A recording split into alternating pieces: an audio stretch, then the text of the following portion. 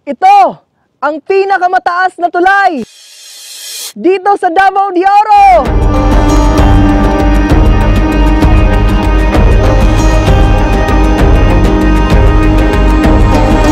Uyog no?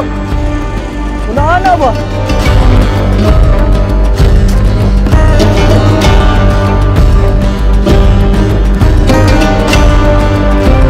Asa mo, sir? Taga mo kayo mo? Perminti mo diri ha? Na bala ka mong buhat ng isa kay mo actually ambak.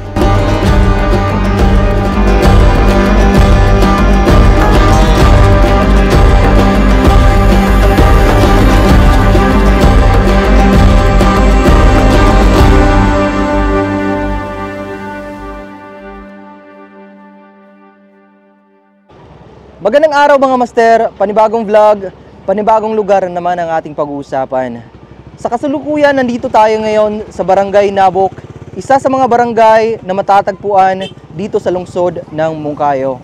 Isa lamang ito sa mga lugar dito sa Davao de Oro na nasalanta noong low pressure area na nagdulot ng matinding baha noong February 1 hanggang February 4. Dito mismo sa kinatatayuan ko, ang tinatawag ng mga residente dito na Nabok Bridge.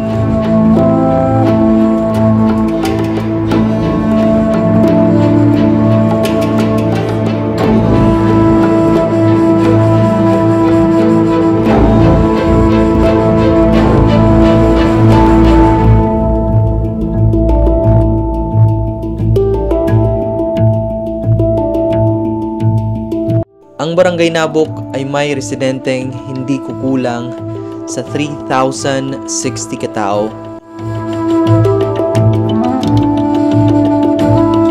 Ang pangunahing pinagkakakitaan ng mga residente dito ay ang pagsasaka.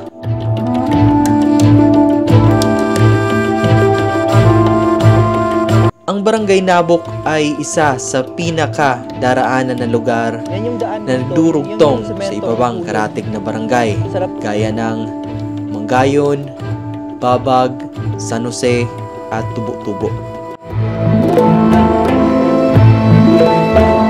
Sa ngayon kasama natin si Kagawad June Avila, isa sa mga kagawad dito sa Barangay Nabok. Kuns, ano yung mga pangunahing produkto na matatagpuan dito sa Barangay Nabok? Sa mga residente dito, ano yung parang pangunahing pinagkakikitaan nila? Mais, palay, banana, coconut. Parang mais, palay, farming. Oh, farming. Farming kumbara in general. Hindi natin maiiwasan na devastate yung mga tanim natin. Ano yung pinagkakitaan ng mga tao ngayon? Pag dito? Malakas ang tubig sa kuha namin sa Nabok River, ang gikan ng yung wisa diwalwal kuan diri maanod diwalwal. Nya masaya yung mga tao pagkatapos ng baha kay mag-flow man sila. Magkakwarta man kay magkakuha magbulawan. Nag-flow. Ah, okay. So yung nakikita natin dito sa may in front natin is yun yung tinatawag na mamlaser, di ba? Laser. Oo. Yun yung parang the way na kinukuha ng mga residente yung mga salin-salin ng mga bulawan galing doon sa taas ng bundok, Diwalwal. Yung mga sementong na yan, ayan. Yan yung daan dito, yung sementong nahulog sa naputol na daan mula dyan hanggang dun sa kabila. Sa ngayon, patuloy pa rin nilang nire-repair yung tulay na kahit man lang sa temporaryong paraan ay madaanan ng mga malalaking sasakyan.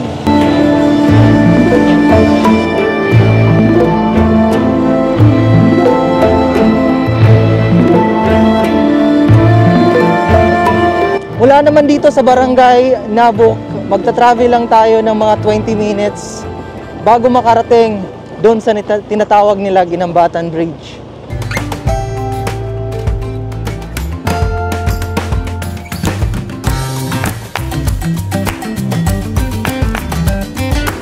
Kung mapapansin natin, mula doon sa pinanggalingan natin hanggang sa Barangay Babag, isa sa mga barangay din sa Moncayo, may mga ilan-ilang daan na hindi pa talaga sementado. Papansin din natin may mga kasabayan tayong mga sasakyan. Pansamantala munang dito sila dumadaan. Kung galing man sila doon sa Compostela papuntang Moncayo or Monte Vista, dito muna sila dumadaan. Pansamantala.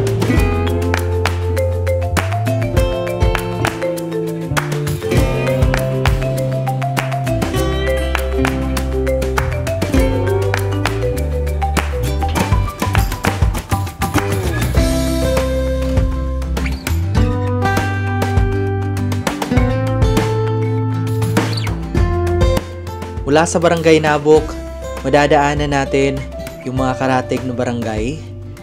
Isa na riyan yung Barangay Babag na merong hindi bababa sa 2,810 katao na nakatira.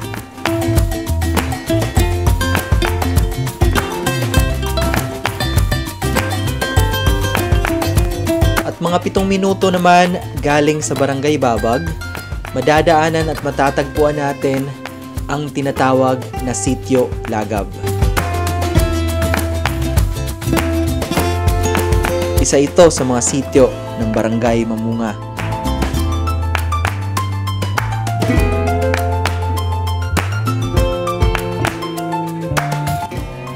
Tinatayang nasa 40% ng populasyon ng Barangay Mamunga ang nakatira dito sa Sitio Lagab. Hindi naman kukulang sa 1,860 katao ang mga nakatira sa Barangay Mamunga.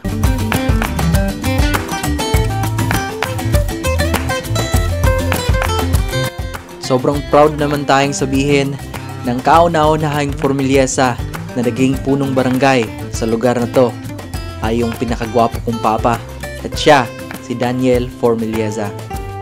Pangatlong termino niya na pala ngayon.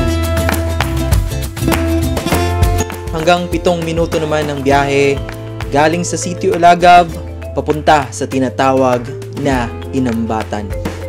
Ito ring Barangay Inambatan ay isa sa mga barangay na matatagpuan mo sa lungsod ng Moncayo. At dito sa eksaktong lugar na to, matatagpuan ang pinakamahaba at pinakamataas na tulay dito sa Davao de Oro.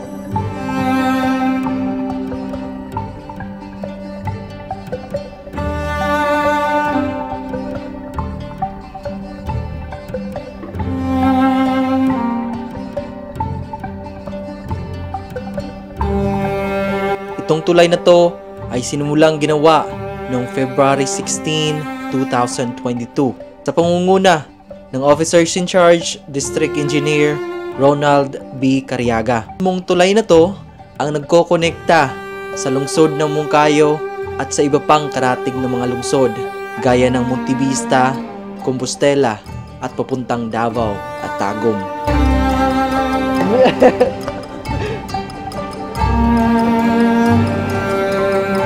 Paminaw! Master, paminaw ni mo. Gumamba ka din. Ilan ka mamatay na? Ang kabuuang halaga ng tulay na to ay 65,523,604 pesos. No! Uyog na!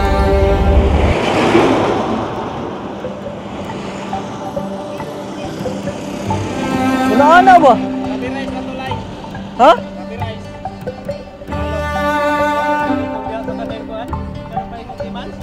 Gipatong siya sa rubber? Gipatong siya sa rubber? Oyoy. At base sa kontrata, ito ay tinaasahang matapos sa loob lang ng 239 days.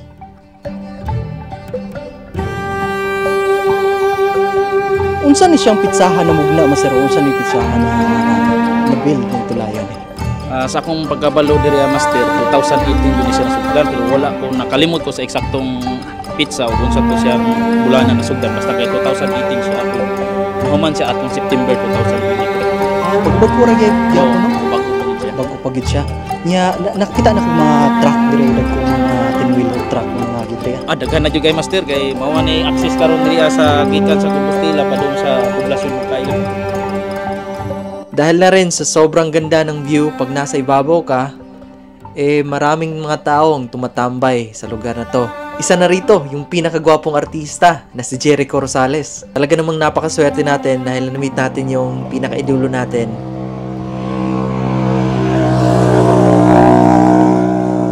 taga-asa mo, sir? Kayo, Taga Mungkayo mo? Perminti mo diri ha? dili ra pod permente. Kani siya kay kuan amo taga-asa ni. Na bala ka mong guwatong isa kay mo aksyon ambak. Gani. Kuan magod. Nagkuan magod sila sa iyang partner, murag na sila sa Na sila mutual understanding. mo nag-ambak kon siya.